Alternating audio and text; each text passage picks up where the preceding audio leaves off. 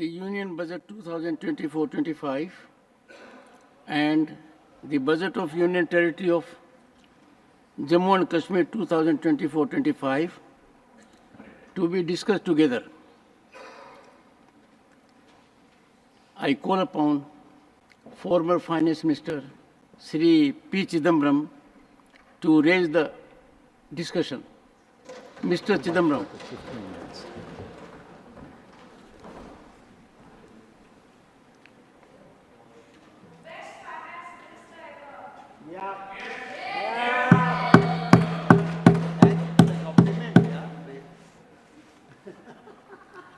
Mr. Chairman, I want to thank the Honorable Finance Minister One second. Please hear him patiently. for the employment-linked incentive scheme and other ideas incorporated in the early part of her speech. I'm particularly happy that she had an opportunity to read the Congress manifesto. Yes. And she picked the good ideas on page 11, page 30, and page 31.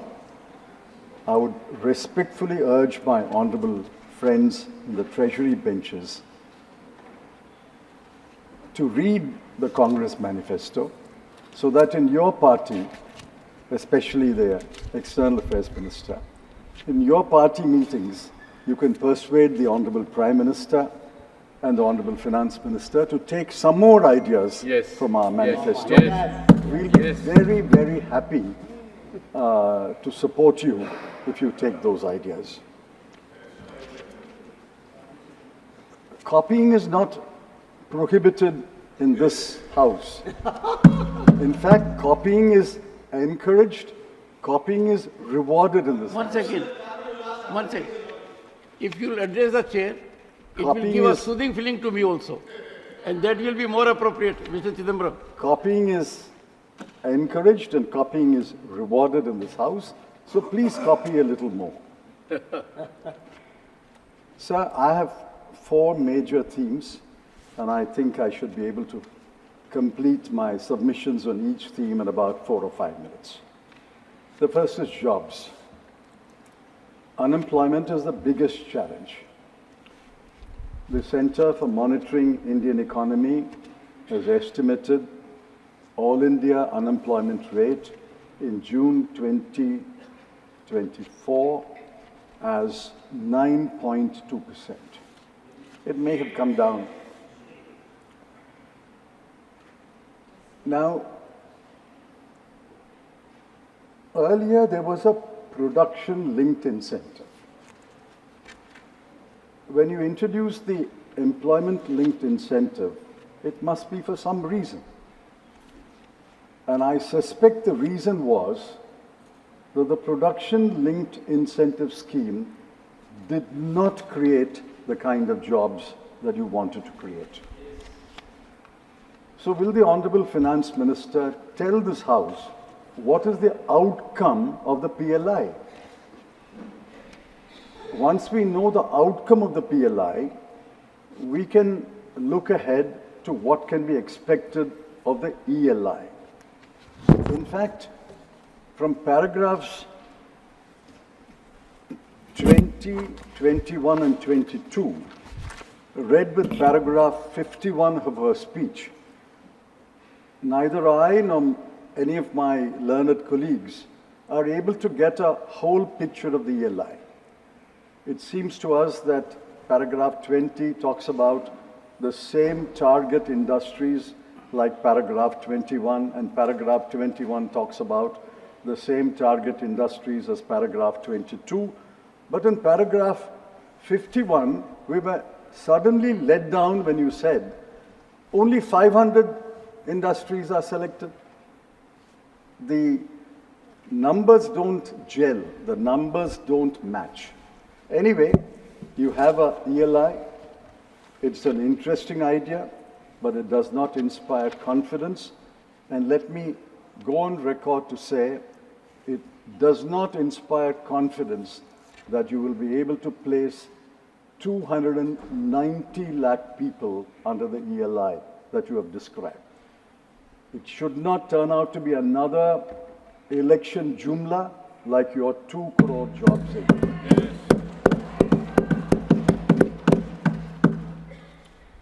Now look at the magnitude of the unemployment problem. Uttar Pradesh Police Department conducted an examination for 60,244 vacancies. 48 lakh persons applied and wrote that examination. It was cancelled a couple of days later.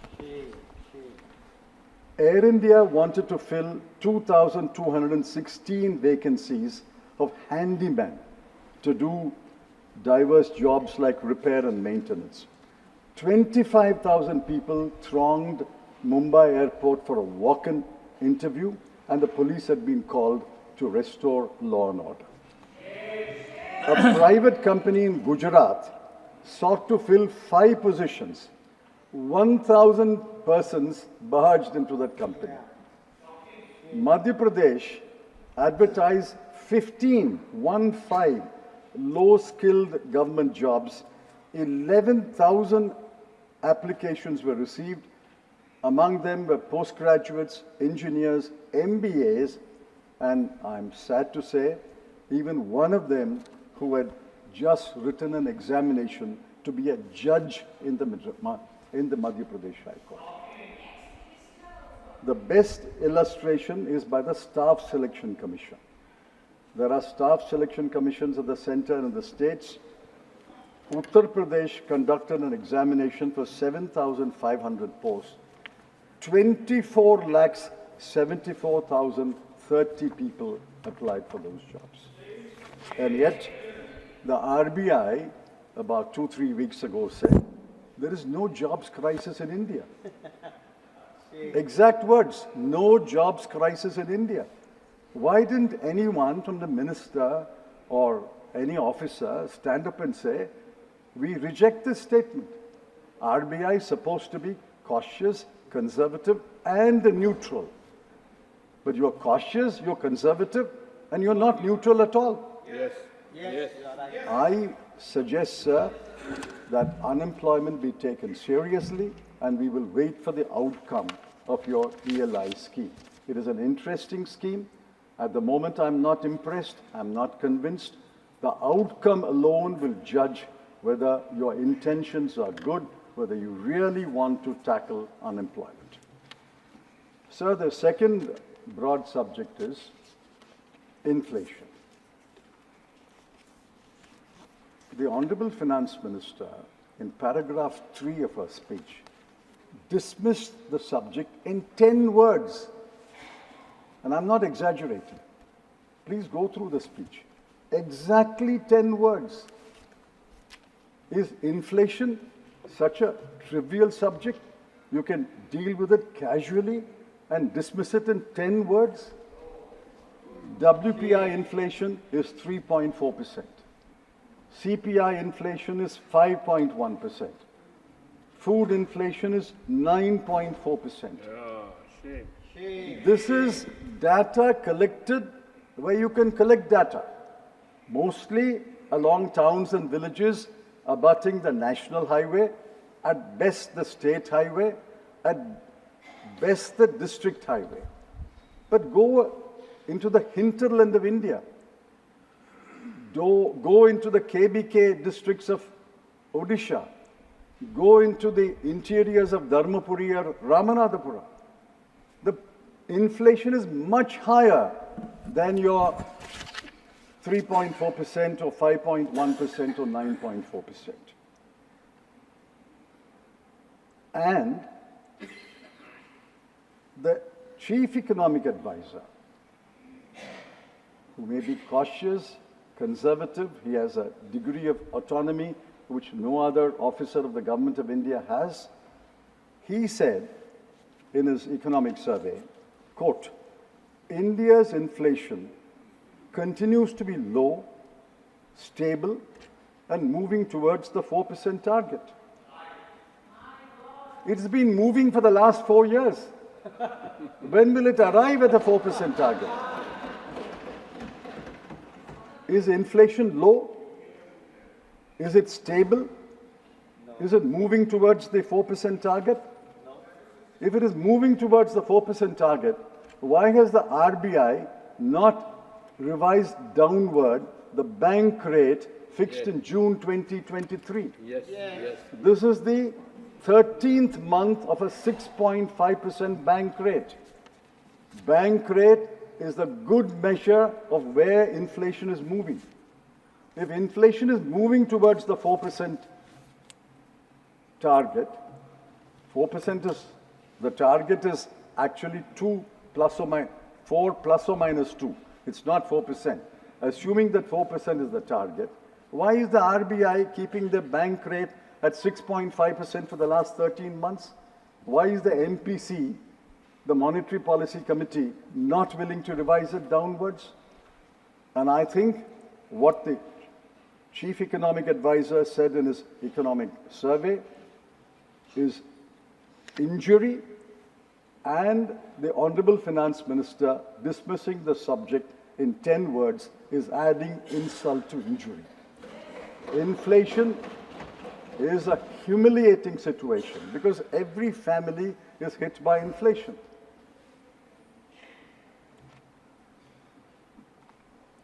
I warn this government, you are taking inflation not so seriously.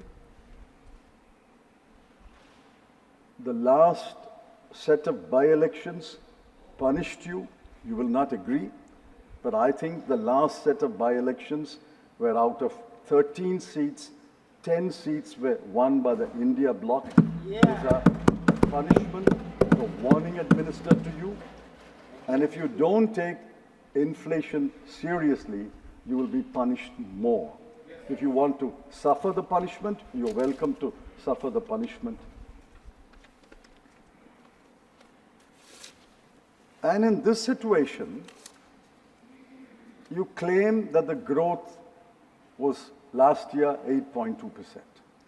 And this year it will be 6.5% to 7%. I'm not going into the macroeconomic analysis. Some of my colleagues will do that. I ask you, how do you arrive at this growth rate? You take the nominal growth rate and apply a deflator and arrive at the GDP. Sir, the House and you must know that the deflator that they have adopted for the manufacturing sector for last year is 1.7. When wholesale inflation is 3.4, when CPI inflation is 5.1, food inflation is 9.4, how do you adopt a deflator of 1.7? In fact, I want the Honorable Finance Minister to tell us what is the deflator you have adopted for manufacturing industry, what is the deflator you have adopted for industry and for agriculture, and what is the deflator you have adopted for services. Nominal growth is measurable, but your GDP in real terms is simply by adopting a deflator. And if you adopt a deflator, which several knowledgeable economists and experts throughout the world have severely criticized for the last 3 or 4 years, you will arrive at this rosy picture.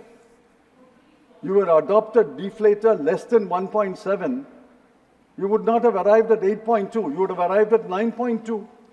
You adopt a deflator of 0.5, you will even cross 10%. So please tell us, what is the deflators you are adopting? Why are you adopting? And tell us what is the nominal growth rate and how do you arrive at these growth rates? These growth rates cannot be seen, but these growth rates can be felt by the people. Please, anyone moving around the people will know. The growth rate can be felt by the people. When there is impressive growth, when there is more goods and services, when prices are affordable, when there is money floating around in the market, when your pockets are jingling with coins or currency notes, you get the feeling that things are going all right in this country. Do you get that feeling? I travel at least 500,000 kilometers every month by road. I don't get that feeling. Does any honorable member from his constituency or state get the feeling that the people tell him things are very good, please go and tell the Prime Minister in Delhi things are very good, we are very happy? Does anyone get that feeling? Nobody. Sir, the third subject is wages. Now, this is a serious matter.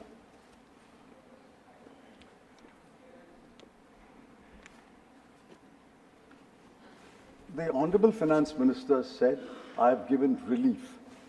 Who has she given relief to? I don't grudge the relief. She has given relief. But who? In 22-23, the last figure I was able to access, the number of taxpayers is 7.4 crore.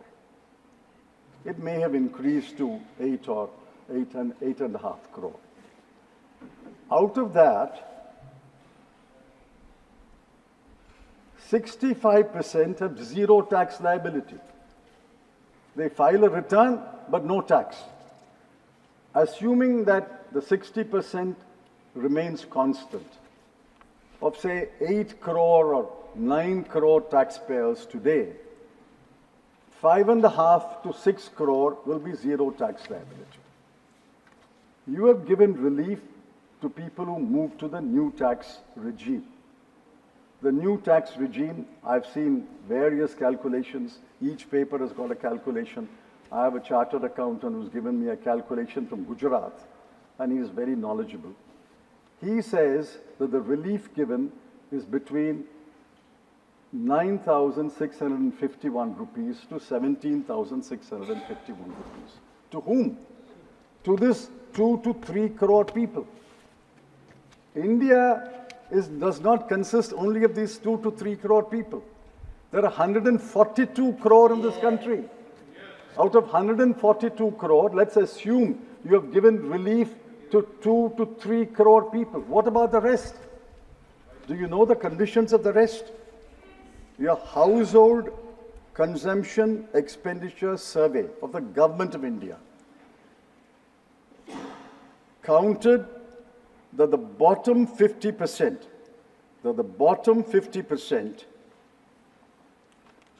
have 3% of the national wealth, 13% of the national income, and the monthly consumption in rural areas of the family is 3,094 rupees.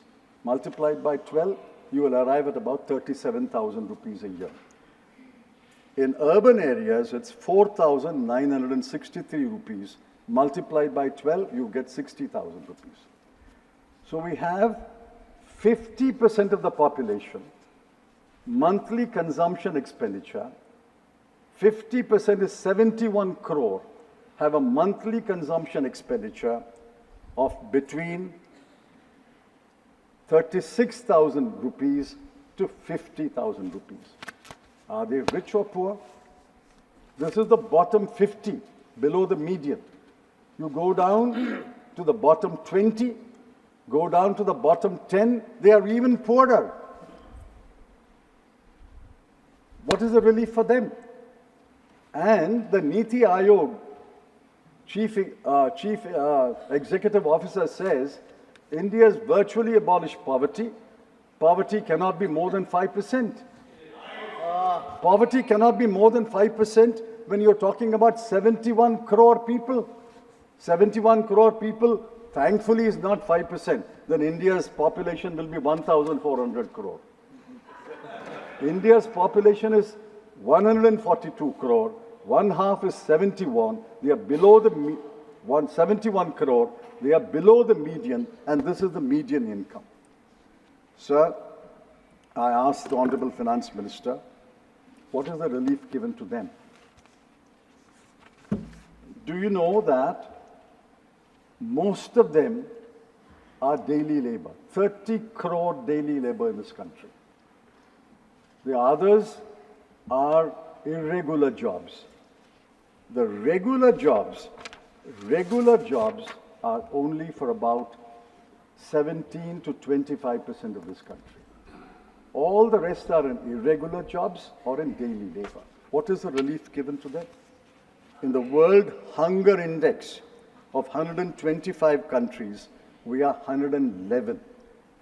You may not accept the World Hunger Index, but the action that the government has taken, namely giving free food grain to 81 crore people, is a tacit admission that on the hunger index, we are very, very low.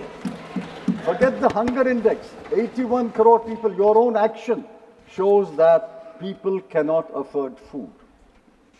So, my last subject is federalism. What do we see around this country?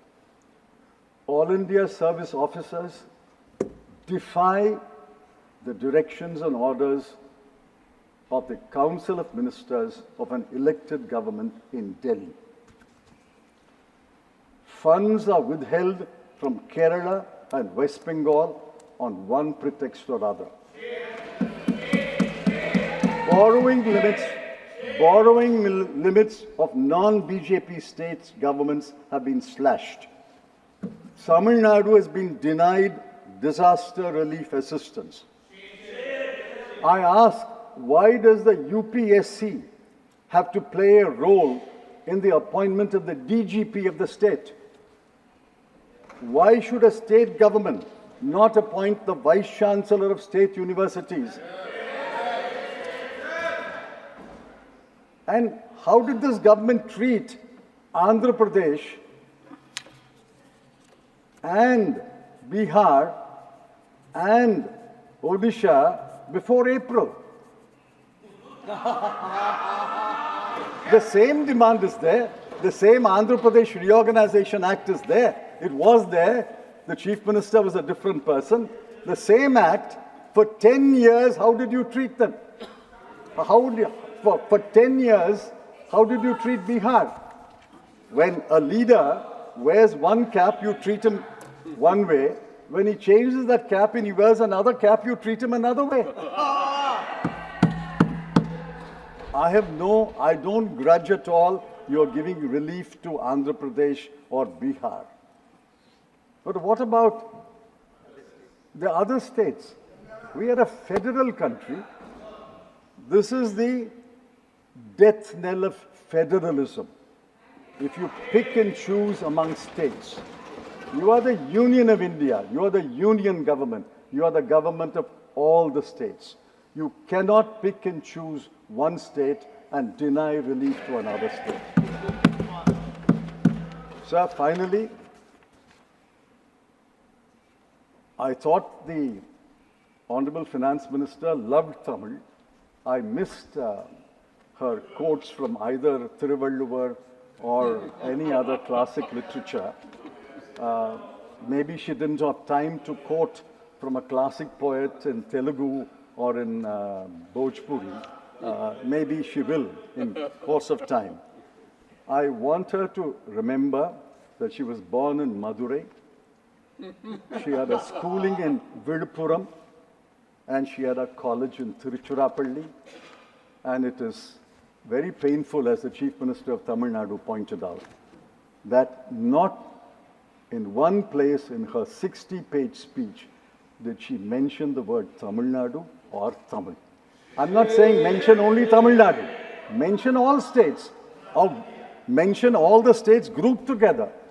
How many times have you mentioned Bihar? How many times have you mentioned Andhra Pradesh? I have no grudge.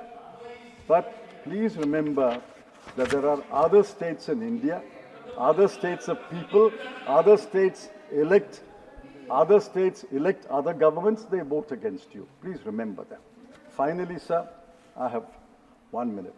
I have 5 demands. 5 demands which I would urge the Honorable Finance Minister to copy from our manifesto. I demand this and I want answers. Respectfully, I ask the Honourable Minister to give us answers. If you don't answer this today or in the course of this session or subsequently, it is not as though these demands will die down. They will echo everywhere in India where the India bloc has a right to speak and write. First demand. We demand that a minimum wage of 400 rupees per day for every kind of employment. 2, we demand a legally guaranteed MSP. 3, we demand a write-off of the unpaid balance of interest or installment of educational loans given up to March 2024. 4, we demand the abolition, complete abolition of the Agnipath Agniveer scheme. And 5, we demand that NEET be scrapped, and if some states want to keep NEET, exempt all other states which don't want NEET. These 5 demands will echo not only in this chamber, it will echo throughout the country until you concede these demands. I demand that the Honourable Finance Minister reply to my demand that she should reply to this issue. Thank you.